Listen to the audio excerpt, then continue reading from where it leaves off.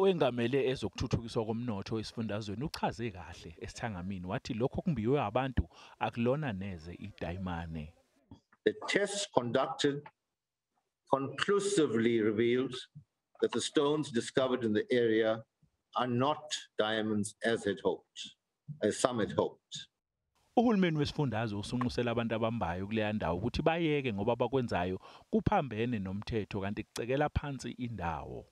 We want to use this opportunity to appeal to all those on site to vacate the area as what they are involved in as a serious potential of aggravating our COVID-19 crisis.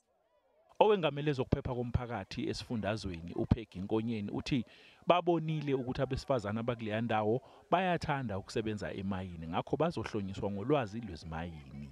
The Department of Minerals and Energy did indicate that they will be coming over in a period of 30 days, whereby they will be empowering people from the area about various issues, including an issue of how to acquire a permit in order for you to become a legal miner.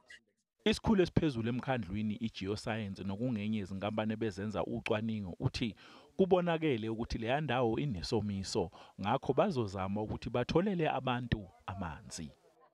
Ama-geologists wethu azaba on the ground kule viki elizayo bazozama ukubheka ukuthi mhlawumbe amathuba wamanzi akhona